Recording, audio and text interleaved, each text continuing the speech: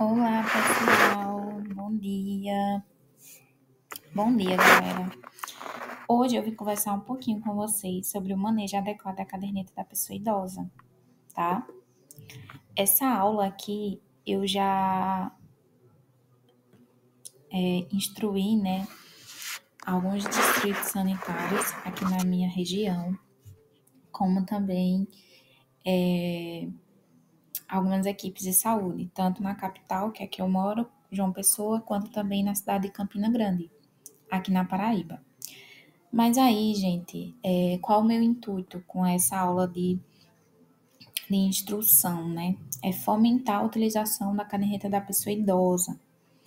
Então, assim, muitas pessoas não têm acesso direto, né, à caderneta. Então, vamos lá, né? Eu sou Evelyn, estou terminando a residência de saúde da família e comunidade aqui no município de João Pessoa. Sou qualificada em saúde integral da pessoa idosa pelo Albert Einstein e sou membro do GT de Saúde do Idoso e Doenças Crônicas da Prefeitura daqui também. Nós já sabemos, né, sobre a problemática da inversão da pirâmide etária. Então, os dados do IBGE indicam que a partir de 2035, na verdade, nós vamos ter uma inversão da pirâmide etária. Em 2050, nós já vamos ter um quantitativo maior de pessoas, né, em idade média, por exemplo, 45 a 49 anos, 65 a 69 anos, do que uma população de crianças. Então, isso é mais um alerta para a gente, enquanto profissional de saúde, para estar se capacitando a como atender esses pacientes, a como fazer o registro correto, a como fazer o acompanhamento correto. A Política Nacional de Saúde da Pessoa Idosa, ela diz, né, que a finalidade primordial da política é garantir a autonomia e independência dos indivíduos. Então, assim, sempre que você pensar em saúde da pessoa idosa, você tem que atrelar a questão de independência e autonomia. Isso em relação às atividades de vida diária e às atividades instrumentais de saúde. O conceito de saúde, dentro da perspectiva da pessoa idosa, é também, né, traduz a condição de autonomia e independência, pela presença ou ausência de doença orgânica. Independente se a pessoa tem uma doença orgânica ou não, se ela tiver autonomia e independência, ela tem saúde. Então, lembrando, recapitulando, né, a finalidade primordial da política é essa: garantir autonomia e independência à pessoa idosa. Aqui eu trouxe alguns instrumentos que podem ser utilizados, algumas cadernetas, na verdade, que eram utilizadas antigamente, né? Uma de bolso, outra que já era maiorzinha, e agora essa que é mais completa. Na caderneta, nós vamos ter a abordagem psicobiológica, psicoespiritual e psicossocial, tá? Isso é importante que a gente tenha em mente.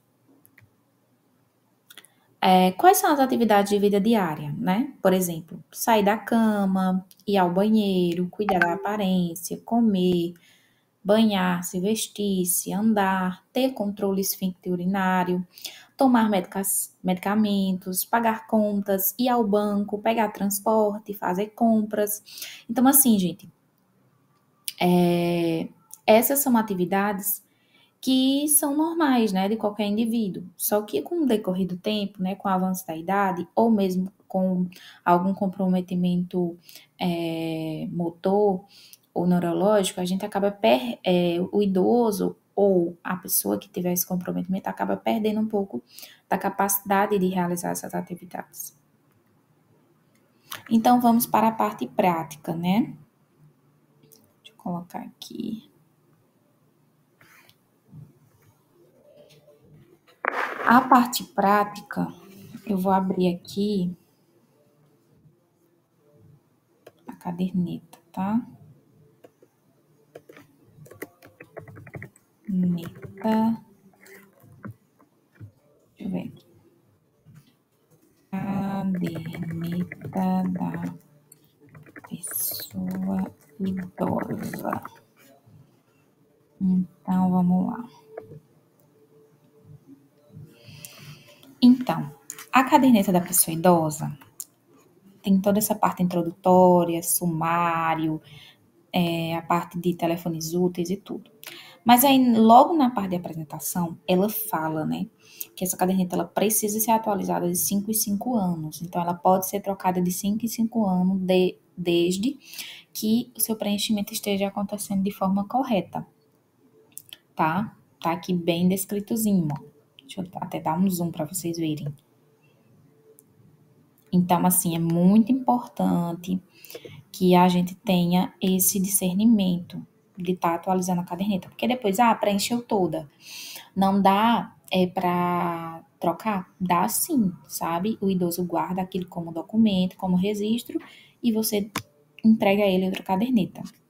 Caso ela esteja sendo utilizada da maneira correta, obviamente, né? Depois, o que é que acontece? Nós temos a parte de identificação pessoal. Então, esses dados, eles podem ser preenchidos por familiares, pelo próprio idoso, pelo ACS, tá? Para a gente fazer essa sondagem de endereço, telefone, se tem alguma deficiência, qual a unidade básica de saúde.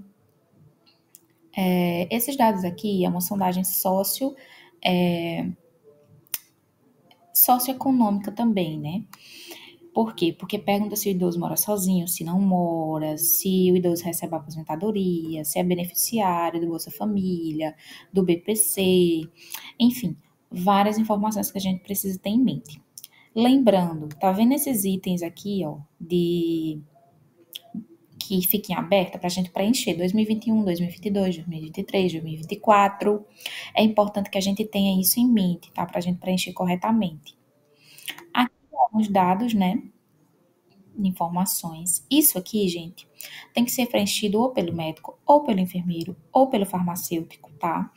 O familiar pode preencher? Pode, mas assim, é indicado que seja o médico, farmacêutico ou o enfermeiro que preencha, tá? Que é a medicação, dose e frequência. O paciente é polifarmácia, toma mais de 5 medicações? Não, então não coloca, tá? Se for, a gente coloca sim. Por quê? Porque a gente vai analisar a possibilidade de possíveis iatrogenias que estejam acontecendo. Se algum medicamento foi suspenso, se não foi suspenso, tá?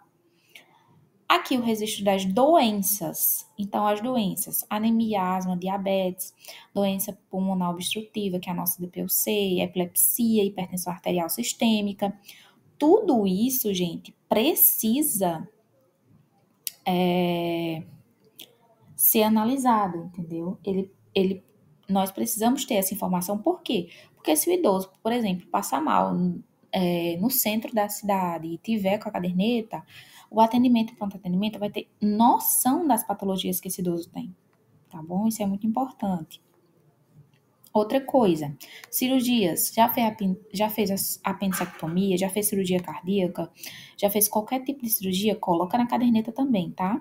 Reações adversas, principalmente isso, gente. Isso é muito importante, porque vai que o idoso é alérgico à dipirona, vai que o idoso é alérgico a Buscopan e entre outras medicações. Aqui, gente, a gente chega no ponto-chave da caderneta, né? Os dados antropométricos.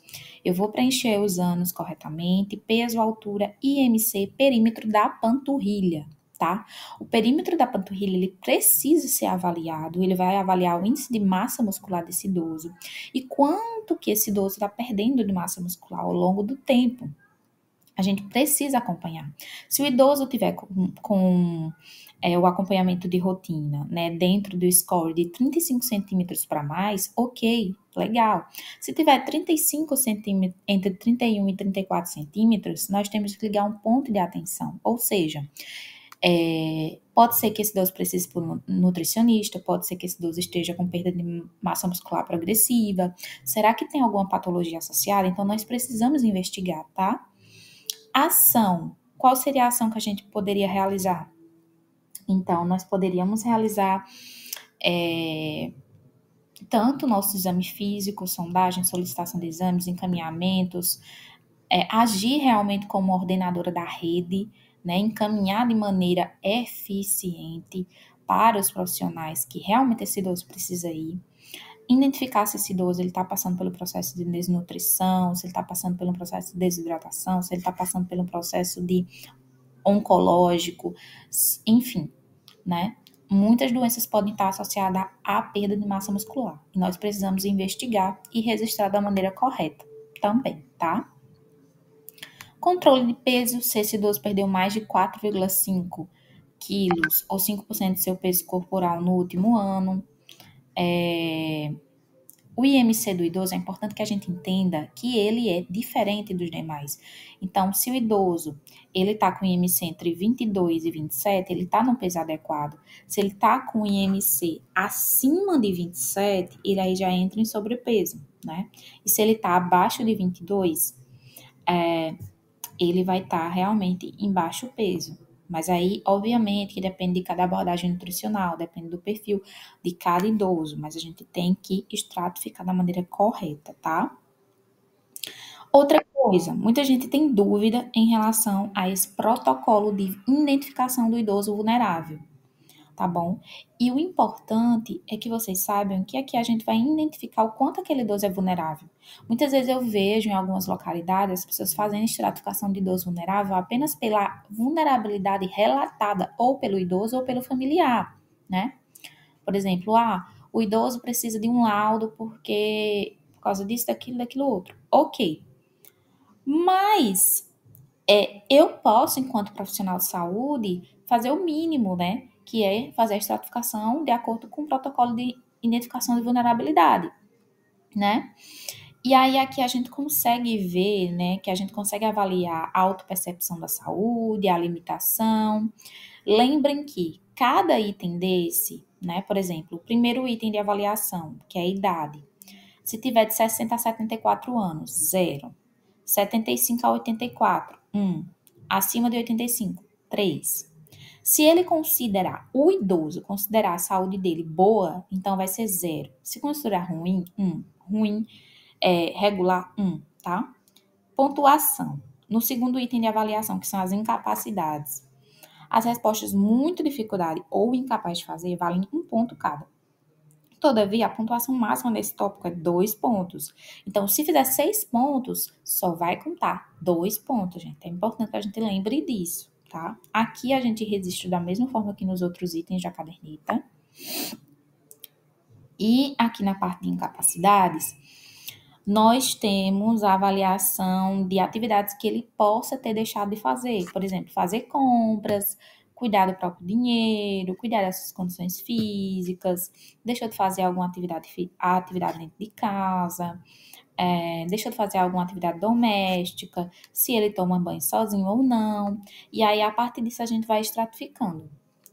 Quando a gente chega na soma da pontuação, a gente consegue ver que, de acordo com o nosso quadro, né, o nosso gráfico, de acordo com o percentual correspondente, né, do score dele, ele vai ter uma vulnerabilidade maior. Então, se ele tiver com a vulnerabilidade acima de 3 pontos, com 3 ou acima de 3 pontos, a gente tem que ligar a atenção e investigar esse idoso de uma forma mais aprofundada, acompanhar ele de maneira mais aprofundada, fazer visitas domiciliares mais corriqueiras.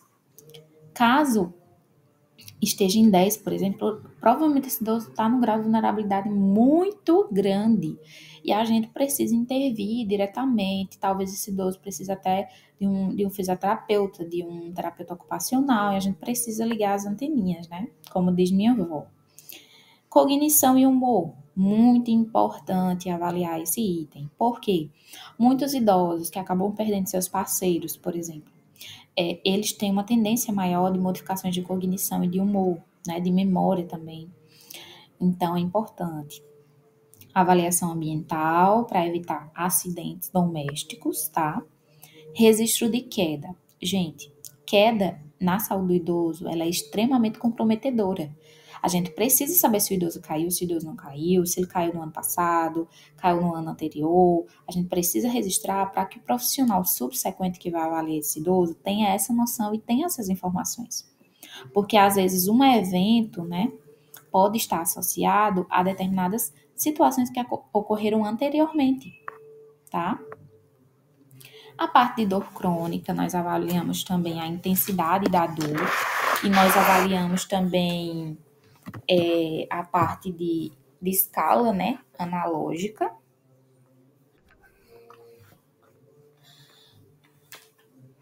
Hábitos de vida diária, alimentação, tabagismo, álcool. E aqui, né, os registros do controle de pressão arterial sistêmica e o controle da glicemia, bem como o registro aqui da glicemia de jejum e a glicemia casual. É importante que seja orientada a equipe técnica enquanto a isso também, para que seja registrado da maneira correta. As vacinas precisam ser registradas, tá? E o encaminhamento do idoso para a avaliação de saúde bucal. Nós precisamos encaminhar esses idosos para avaliarem a saúde bucal deles nas unidades básicas. E também idosos que você atenda de forma particular. Tem muitas equipes hoje em dia que já fazem consultas odontológicas em domicílio e, se necessário, encaminham o idoso para algum consultório. Tá? Aqui os agendamentos. Registrem que vocês são responsáveis por essa atualização em tal data, em tal horário, em tal período, tá, gente? Isso é muito importante. E é isso, gente. Deixa eu retornar aqui o slide. A parte prática, ela é bem simples, na verdade, tá? Ela é bem simples. Mas, assim, é importante que a gente sempre esteja se atualizando enquanto ao tocante de saúde do idoso. Existem inúmeras atualizações de intervenções que a gente pode estar fazendo para otimizar a qualidade de vida deles. Existem várias capacitações no UNASUS, na internet em relação a isso. Pessoas que têm interesse em se qualificar mais podem fazer pós em geriatria, gerontologia, em saúde do idoso, né? Então, assim, busquem conhecimento. Aqui eu trouxe algumas ferramentas que são importantes, né?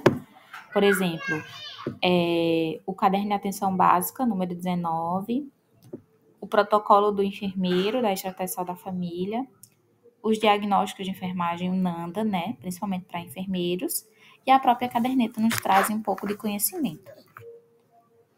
Outras ferramentas importantes para a medicina em si, o Tratado de Geriatria e Gerontologia, o próprio caderno de atenção básica e a caderneta de saúde da pessoa idosa. Quais são os itens da rede que normalmente se encontram, né? Delegacia, atendimento domiciliar, o CRAS, o CREA, o Clube do Idoso, o CAISE, as policlínicas, os grupos de convivência, os hospitais, né, as unidades básicas de saúde. Aqui são alguns atendimentos, né, que eu faço na unidade básica de saúde. Verificação do perímetro da panturrilha, exame do pé diabético. E é importante também a gente frisar a necessidade do cuidado multidisciplinar, né? Por exemplo, eu tenho acesso a realizar consultas com a terapeuta ocupacional, então é muito importante isso, tá, gente? Se a unidade tiver esses profissionais, nutricionista, farmacêutico, enfermeiro, que normalmente tem mais enfermeiro e médico, né? Mas se tiver esses outros profissionais desses outros núcleos, é importante que vocês integrem eles nas consultas. Como avaliar a funcionalidade global dos idosos, né? A gente tem que avaliar o engajamento desses idosos nas atividades de vida diária, a influência nos principais sistemas funcionais sobre o desempenho e a atividade de participação, tanto nos grupos quanto no meio familiar, no meio intrafamiliar. O que é importante, né? Os aspectos importantes que a gente pode estar observando. A rede de apoio, saúde mental, a percepção subjetiva de envelhecimento dos sujeitos, a capacidade funcional e a habilidade de desempenho, o suporte familiar, a autonomia e independência, o grau de participação na vida social e nas atividades de vida diária, presença de rotina estabelecida, a manutenção dos papéis ocupacionais relevantes, né? Se eles estão ressignificando esses papéis.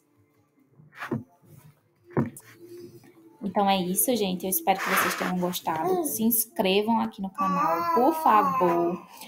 Eu preciso alcançar o marco de 1.000 inscritos aqui no canal. Então, essa é minha bebezinha falando com vocês um pouquinho, tá? E é isso. Muito obrigada. E qualquer dúvida podem colocar aqui nos comentários.